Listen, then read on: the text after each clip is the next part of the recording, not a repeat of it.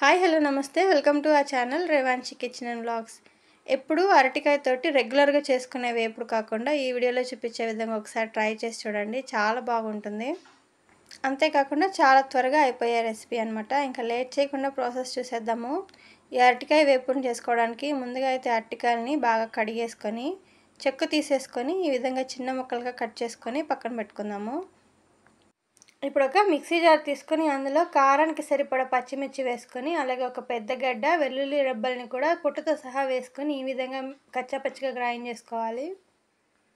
ఈ అరటికాయ వేపుడులో ఎండు కారం వేసుకోవట్లేదు, మనకి కారం మొత్తం పచ్చిమిర్చి నుంచే వస్తుంది. కాబట్టి మనం తీసుకున్న అరటికాయ ముక్కల క్వాంటిటీని బట్టి పచ్చిమిర్చిని అయితే తీసుకోవాలి. 3 అరటికాయలకి దాదాపు 10 నుంచి 12 వరకు బాగా కారంగా ఉన్న పచ్చిమిర్చిని అయితే తీసుకున్నాము. ఇంకా నెక్స్ట్ స్టవ్ మీద కడాయి పెట్టుకుని ఆయిల్ వేసుకోవాలి. ఆయిల్ వేడెక్కిన తర్వాత ఆవాలు జీలకర్ర వేసుకున్నాము. అవి బాగా వేగిన తర్వాత ఒక 2 ఉల్లిపాయలని సన్నగా పొడుగ్గా కట్ చేసుకొని వేసుకోవాలి. ఈ ఉల్లిపాయలు లైట్గా కలర్ చేంజ్ అయిన తర్వాత గ్రైండ్ చేసుకున్న పచ్చిమిర్చి వెల్లుల్లి పేస్ట్ వేసుకుంటున్నాము. ఈ పచ్చిమిర్చి వెల్లుల్లిని కచ్చపచ్చగానే గ్రైండ్ చేసుకోవాలి. మరీ మెత్తగా గ్రైండ్ చేసుకున్నారంటే మనకి టేస్ట్ అస్సలు బాగుండదు అనమాట. సో ఈ వేపుడు టేస్ట్ మొత్తం ఇందులోనే ఉంటుంది కాబట్టి జాగ్రత్తగా గ్రైండ్ చేసుకోవాలి. ఒకసారి బాగా కలిపేసుకొని మరి ఎక్కువసేపు కాకుండా ఒక్క 2 నిమిషాలు ఫ్రై చేసుకుంటే సరిపోతుంది, లైట్గా పచ్చివాసన పోయేంత వరకు. అందులోనే పసుపు వేసుకొని ఇంకొకసారి బాగా కలిపేసి ఇప్పుడు ఇందులో మనం ముందుగా కట్ చేసుకున్న అరటికాయ ముక్కల్ని వేసుకుంటున్నాము.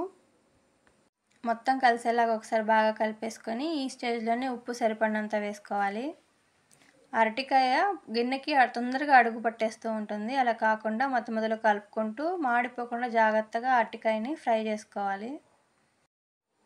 మంటని మీడియం ఫ్లేమ్లో పెట్టుకొని మూత పెట్టకుండానే మధ్యలో కలుపుకుంటూ దాదాపు ఒక 10-15 నిమిషాలు ఫ్రై చేసుకున్నామంటే అరటికాయ ఫ్రై రెడీ అయిపోతుంది. ఈ ప్రాసెస్లో చేసుకున్నామంటే మనకి అరటికాయ ఫ్రైకి నూనె కూడా తక్కువ పడుతుంది అనమాట. లేదంటే నార్మల్గా మనం చేసుకునే అరటికాయ ఫ్రైకి నూనె చాలా పడుతుంది. ఫైనల్గా అయితే కొత్తిమీర వేసుకొని స్టవ్ ఆపేసుకుంటే టేస్టీ అరటికాయ వేపుడు రెడీ అయిపోతుంది. అంతేనండి, చూసారు కదా, చాలా సింపుల్ ఇంగ్రీడియంట్స్ తోటి పైగా నూనె కూడా తక్కువ వేసుకొని అరటికాయ వేపుడిని టేస్టీగా చేసుకోవచ్చు. పిల్లలు కూడా చాలా ఇష్టంగా తింటారు. వేడి వేడి అన్నంలోకి కానీ లేదంటే ఎప్పుడన్నా పప్పుచారు పప్పు రసం చేసుకున్నప్పుడు సైడ్ డిష్గా కానీ చాలా బాగుంటుంది. మేమైతే ఒట్టిదే తినేస్తాము, అంత బాగుంటుందన్నమాట. సో మీరు కూడా ఖచ్చితంగా ఈ రెసిపీని అయితే ట్రై చేసేయండి. మీకు ఈ వీడియో నచ్చితే వీడియోకి లైక్ చేయండి, మీ ఫ్రెండ్స్ అండ్ ఫ్యామిలీ మెంబర్స్కి షేర్ చేయండి.